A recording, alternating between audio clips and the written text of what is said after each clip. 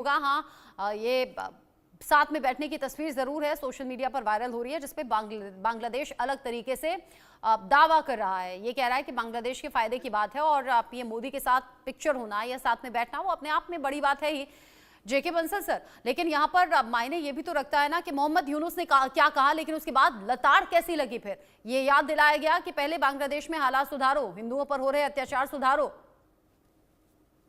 रचना जी नमस्कार।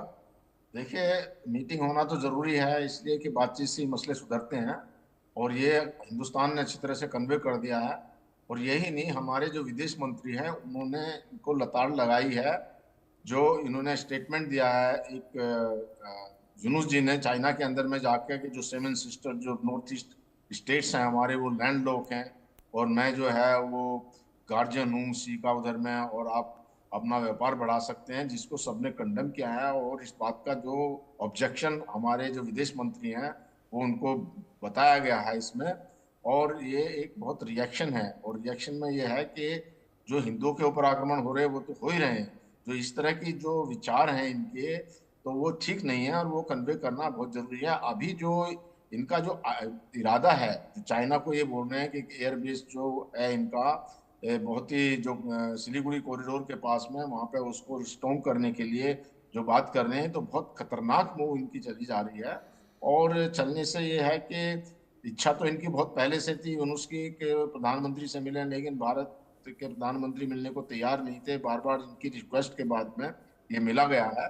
और ये है कि इनको कोई बात समझ आए और चाइना के कर्ज जाल में फंसने से बच जाए, नहीं तो चाइना पूरे बांग्लादेश को हड़प लेगा। तो अब देखिए, पॉलिटिकल या जो डिप्लोमेटिक एंगेजमेंट करना तो बहुत जरूरी है, तभी बातचीत से ही आगे मामला बढ़ सकता है। और ये तो पहले भी सोचा जा रहा था कि अगर हिंदुस्तान थोड़ा सा दूरी बनाता है बांग्लादेश से, तो चाइना की गोद में जाके बैठ जाएंगी, और वही हो रहा है। हालांकि हमने दूरी नहीं बनाई, ये सब जो है इनकी जो एंटी इंडिया मुहिम थी और पाकिस्तान साथ के मिलकर के जो हिंदुओं के ऊपर आक्रमण हो रहे हैं, और हमेशा इनको एक ही रट लगी रहती है कि आप शेख हसीना को वापस करो, ये दो मुद्दे लेकर के इधर उधर की बातें करते रहते हैं, अपनी इकोनॉमी का ध्यान इन्हें बिल्कुल है नहीं। तो अभी देखिए क्या होता है, हो सकता है थोड़ी बहुत समय, क्योंकि डिप्लोमेटिक मिलने से कुछ फायदा तो होता है, कुछ चेंज तो आता है। जब दिसंबर में हमारे विदेश सचिव मिले थे मिस्री साहब, उसके बाद भी थोड़ा बहुत इम्प्रूवमेंट हुआ था, और ये मामले जो हैं वो डिप्लोमेटिकली आपस में मिलजुल कर सुलझाए जा सकते हैं। और ये मेरे ख्याल से उनको अभी आगाज हो गया है कि भारत के बिना उनका काम चलने वाला नहीं है। तो अब यूनिस हो सकता है इस पर गहराई से विचार करके भारत के लेकिन बड़ी बातों को बात यह कुछ भी है समझे। ना कि कहीं गिरगिट जैसा रंग तो नहीं बदलेंगे, क्योंकि काम तो पाकिस्तान भी ये करता है, सामने से दिखाता है कि बहुत अच्छा दोस्त है या फिर रिश्ते सब बेहतर हैं, लेकिन पीठ पीछे खंजर घोंपने का काम भी पाकिस्तान करता है। और अब हो सकता है बांग्लादेश भी इस कोशिश में लगा हुआ हो। हालांकि आपकी वो बात भी ठीक है कि अगर भारत से दूरी होगी तो चीन से नजदीकी होना मजबूरी भी लगता है। आप दोनों मेरे साथ में रहिए, कुछ सवाल है जो हमने लोगों से पूछे हैं इस सर्वे के, वो हम जरा बता दें दर्शकों को कौन कौन से वो सवाल हैं और लोगों ने क्या कहा। हमने पूछा, बांग्लादेश में यूनुस सरकार के आने के बाद हिंदुओं पर लगातार हमले आखिर क्यों हो रहे हैं। अलग अलग वजह हमने बताई। क्या हिंदुओं से नफरत है, क्या बेलगाम हो गए हैं कट्टरपंथी, या शेख हसीना के समर्थन में जो हिंदू हैं क्या उन्हें ये नुकसान उठाना पड़ रहा है। अलग अलग ऑप्शन हमने दिए जिस पर जवाब लोगों ने खुलकर दिया है। 28% लोग कह रहे हैं कि हिंदुओं से नफरत है इसीलिए ये हमले उन पर हो रहे हैं। 38% लोग मानते हैं कि बेलगाम कट्टरपंथी वहां पर सक्रिय हैं और उन्हीं के हाथ में सब कुछ है। 25% ये कह रहे हैं कि शेख हसीना के समर्थन में चुके हिंदू रहे हैं, अब इसे खामियाजे के तौर पर हिंदू झेल रहे हैं। 9% ऐसे भी रहे जिन्होंने कहा कि हम इस बारे में कुछ कह नहीं सकते। जो सबसे ज्यादा 38% लोग हैं उन्होंने कहा कि बेलगाम कट्टरपंथी का ही ये नतीजा है। दूसरा सवाल जो हमने पूछा क्या बांग्लादेश में हिंदुओं पर हमला करने वाले कट्टरपंथियों को यूनुस का समर्थन है, हाँ या नहीं का ऑप्शन हमने दिया।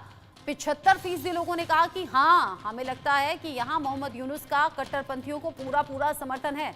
कुछ तो ये भी कहते हैं कि कट्टरपंथियों के हाथ की कठपुतली मोहम्मद यूनुस बन गए हैं। 20% हालांकि ऐसे भी लोग रहे जिन्होंने कहा कि हमें नहीं लगता कि ऐसा होगा या ऐसा समर्थन होगा। 5% लोग ये भी रहे जिन्होंने कहा कि हम इस बारे में कुछ कह नहीं सकते। तो ये अलग अलग सवाल हैं जो लोगों के बीच में जाकर हमने पूछे हैं। मैं चूंकि बांग्लादेश के बारे में बात हो रही है, बांग्लादेश से ही वरिष्ठ पत्रकार हमारे साथ में जुड़े हुए हैं, शुएब चौधरी जी।